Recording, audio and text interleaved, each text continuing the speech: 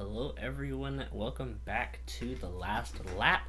In today's video we're going to be breaking down everything Richmond Raceway for this weekend. Matthew and I will be going to that race. It'll be a lot of fun, but before we hop into that we have some news to cover, and I also just want to remind you guys to hit that subscribe button and that like button. It really does go a long way. It helps the channel grow, helps us reach new people.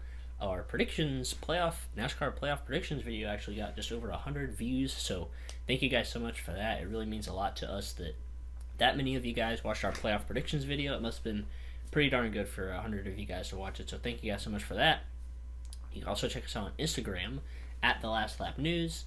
This past week I posted a few really cool Richmond highlights that I've seen in person, and I'm pretty sure Matthew is there for both of them as well, but yeah, speaking of Matthew, here he is. He's on the show as always. How you feeling going into Richmond this weekend? I know I'm excited to go, and I'm sure you're pretty excited too.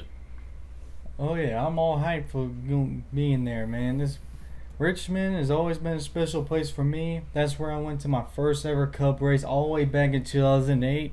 Yes, the one that Kyle Spundale Jr. I was there for that one. It's my first race.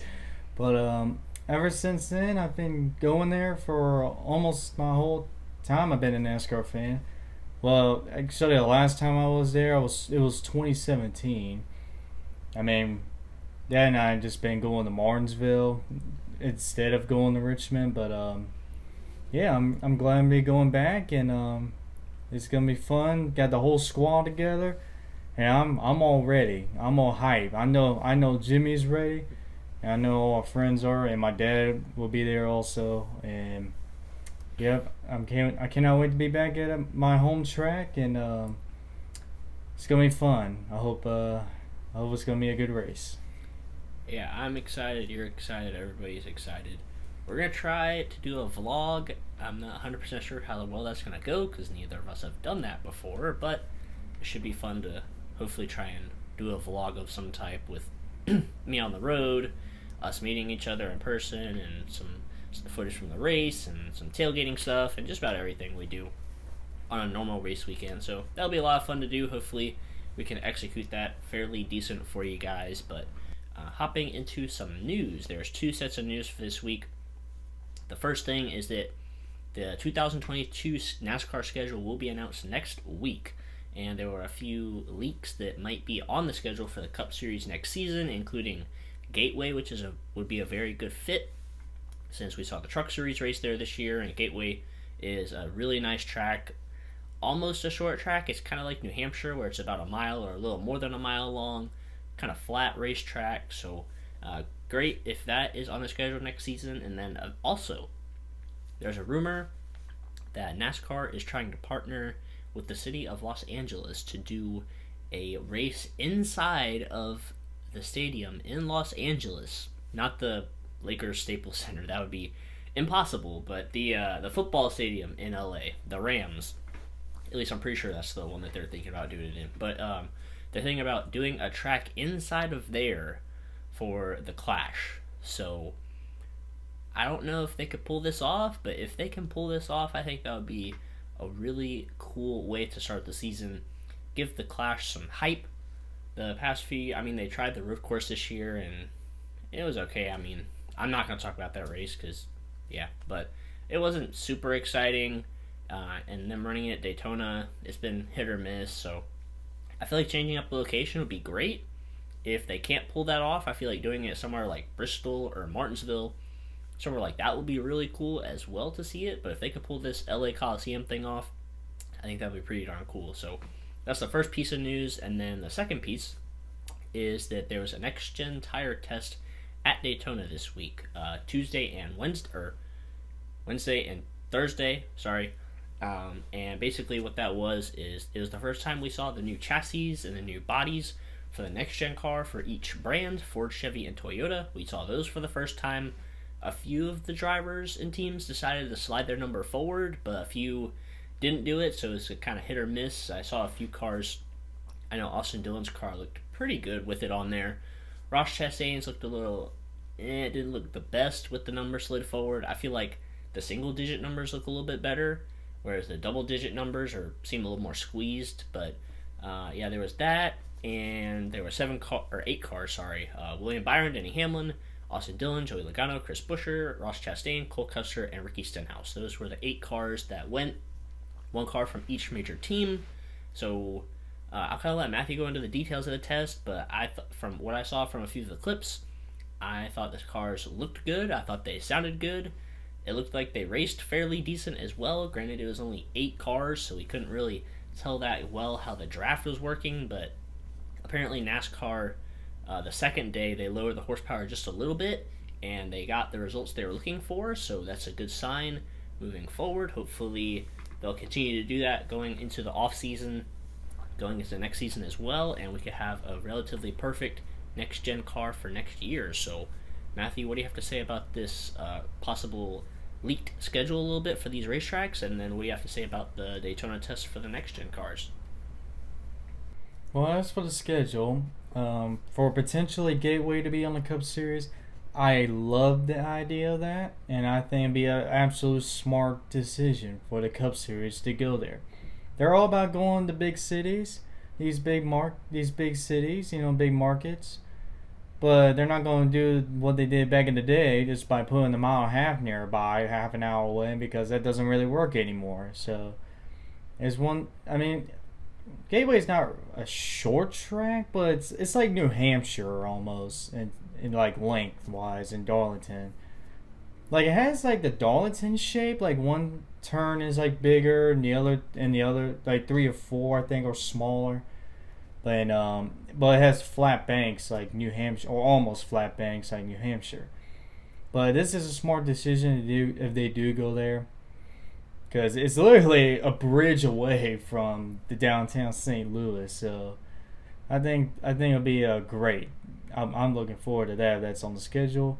And I heard that Pocono might be losing a date, which I am totally fine with, because Pocono's just one of those races that's just like, yay, I'm so excited to watch Pocono. Sarcastically. But I guess we'll see if that is true. And then there's the big one, the LA Coliseum one. I like the idea, but at the same time, is it really gonna work? I mean, they gotta pave inside the arena. I mean, that's gonna take a little bit to get done. And then, will it actually work? I mean, it should work because it's a short track. It'll be a short track, so it'll be a lot of chaos. I actually liked the Daytona Road Course class last year. Earlier this year. I thought it was pretty good compared to the last few class races. Like the last few class races on the Super Speedway part, most of the time it's been a single file line, and then the last laps is always a big crash, and there's only like 5-6 cars left. So heck, the one last year there was a car all destroyed that won the clash. So they needed to do something different. I think the clash has really have lost its momentum. I think the drivers don't really like these non-points races anymore. They don't treat it like it's a big deal. They don't treat it like they're going to give it all they got.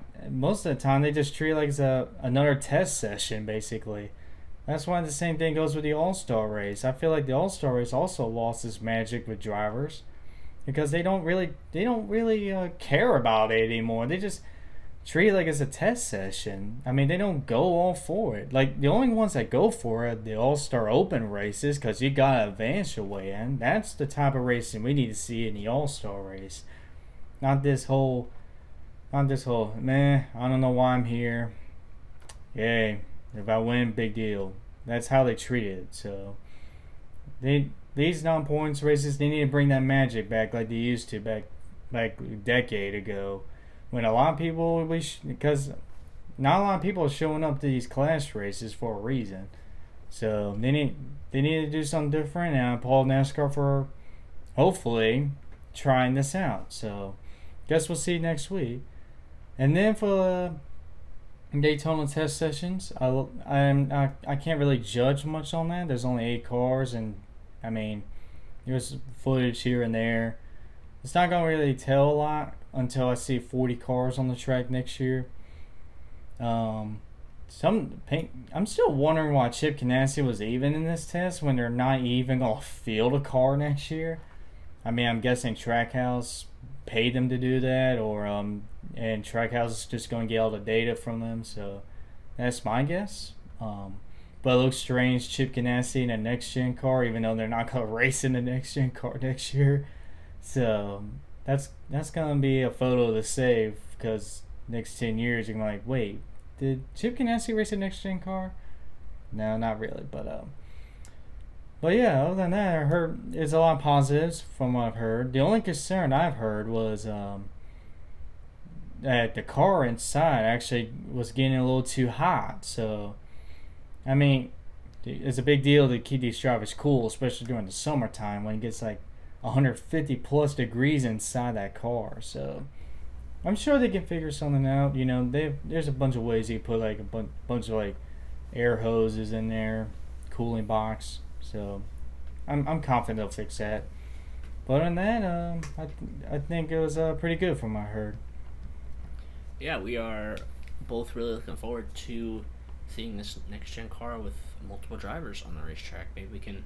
I don't know if they'll do a more full test later this year over the off season, or I don't know if they'll just keep it like 8 to 10 cars. But yeah, they're planning on. They said they were planning on doing one in January with like 28 cars, I think, or 20 something cars. And I think that would be a lot more. Report.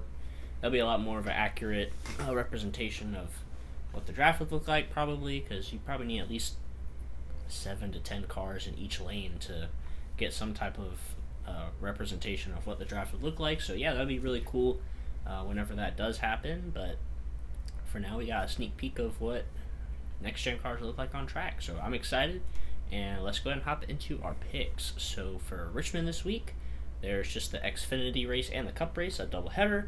We will be at both races, and Dale Jr. will be racing in the Xfinity race, and so will Ty Gibbs. So there's some really good options, and Matthew, you get to pick first. So go ahead and tell me who you got for your Xfinity pick.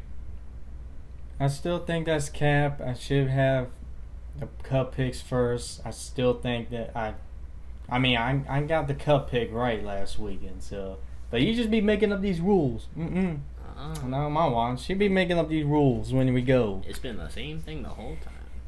I don't know what you're talking about. Okay. Anyways, I'm going with Ty Gibbs, of course. I mean, it's a short track, and I feel like the short track and road courses have been Ty Gibbs' strength. I mean, he did win a mile. I mean, he can win any. I feel like he can win any track. I'm just gonna be totally honest. I mean, I can't not pick Ty. I mean, I gotta pick Ty Gibbs. Even though Dale Jr.'s in the race, he might have a shot. We'll see. I mean, it's been a long time since he's been in the cars. Like since a year ago. But yeah, I'm going with Ty Gibbs. Fair pick. I completely saw that one coming, but for me, this probably won't shock you too much, but I'm going to go with Justin Allgaier here. He ran very well at Richmond last year, and he's really good at the short tracks like Richmond and Phoenix, I guess you could call it longer short tracks, because, I mean, I don't know, Martinsville is a really small track, and so is Bristol, but Richmond and Richmond and Phoenix. Yep, Kansas is a short track, confirmed next year. Richmond, hey, you never know, they could convert to a short track next year, but I wouldn't complain. Anyways, Allgaier seems to be really good at Richmond and Phoenix, the little bit longer short tracks, so I'm going to go with him. Dale Jr. could be a good option, but I feel like Justin Allgaier has a little bit more experience. Well, I mean, Dale Jr. has more experience, but Justin Allgaier is more used to the race cars and all of that, so I feel like Justin Allgaier is a good shot, but that leaves a lot of unknowns. Some drivers could win, like Daniel Hemrick could maybe break through and get his first win, maybe if he doesn't keep choking, like Denny Hamlin. Daniel Hemrick and Denny Hamlin must be like best friends or something. But anyways, yeah. So Daniel Hemrick's in the field, Austin Cindric, Dale Jr., a bunch of good names that could upset us, but a lot of good options there. So I'm gonna go ahead and hop into my Cup picks now, and you might or might not be surprised, but they are all Toyotas. So you probably already know my picks, but so my main pick is going to be Martin Truex Jr. because he ran very well in this race in the spring. ended up losing it, unfortunately, but he swept both races in 2019.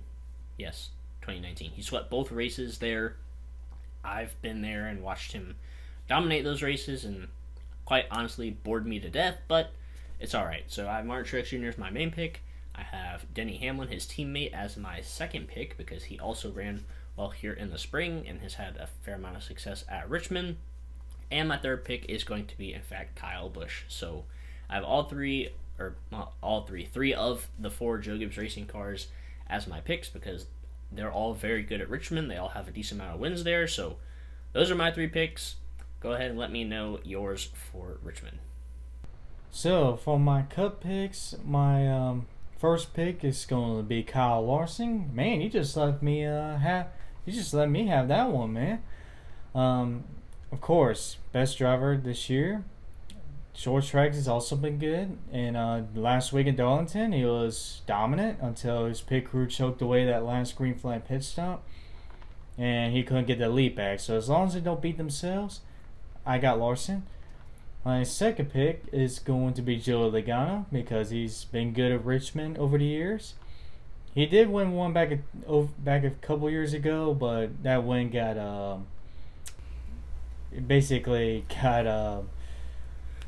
eliminated. Yeah, I don't know what I was thinking. But yeah, and he didn't make the playoffs because of that. But yeah, I got Joey Logano as my second. My third pick is going to be actually Alex Bowman.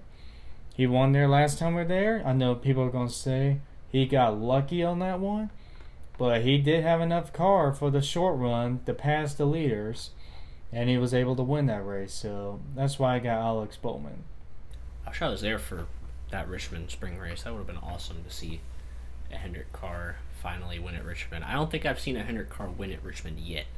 I mean, I saw Kyle Larson win a few years ago, and Jimmy Johnson back in 2008. I was there for that one. I was not. That was a hot day on that one. I was not there for that one. I don't think I started going to Richmond full time until 2011, 2012, something like that. So I have not seen a Hendrick. I've seen a Hendrick driver win because Kyle Larson won in 2017, but that's when he was with Chip Ganassi. So yeah, I have not seen a Hendrick car win in person yet. It's quite unfortunate just because the Toyotas are so good there, but.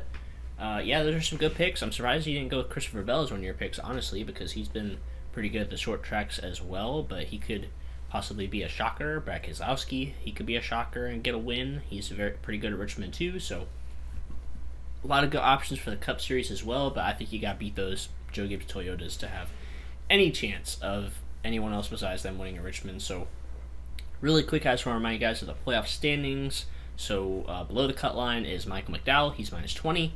Basically in a must-win situation for him. William Byron is minus 9. Kyle Busch is minus 2. And Alex Bowman is tied with Tyler Reddick for the final spot, but Tyler Reddick has the tiebreaker as of right now. Then above the cut line, Eric Almirola is plus 3. Chase Elliott plus 4. Christopher Bell plus 5. So there's a really tight gap between those 7 or 8 drivers right there. And they're going to have to all show up. They're all going to have to run pretty good at Richmond. There's a lot of very good drivers in there that one or two of them might not make it to the next round, so we'll have to see. I feel like Kyle Busch will be just fine as long as he doesn't have any unforced errors. I think he'll be fine. Chase Elliott, he's above the cut line, but he should be fine. William Byron should be pretty good, I assume, but it'll be interesting to see if any other drivers have some mistakes, whether they're really far above the cut line or below the cut line. We'll have to wait and see, but it's going to be an interesting round here. So, Matthew, do you have any closing thoughts regarding Richmond or these playoffs or anything like that before we wrap it up? I'm ready for Richmond this weekend. It's going to be a fun day going to both Xfinity Cup races this weekend. Yeah, it'll be a lot of fun. It'll be my first time doing a double duty event in the same day, so it'll be a long day. We're going to get there pretty early, be there all day into the nighttime. I'm going to be driving back home that night, so it's going to be a long day for me. But yeah, we're excited. Like I said, we're going to try to do a vlog. Hopefully that goes well. That'll come out after our review video, which should come out on Monday, hopefully. So yeah, it'll be a lot of fun. Stay tuned to our social media to make sure you guys know when our next video will be out. But until then, we will see you guys in our next video.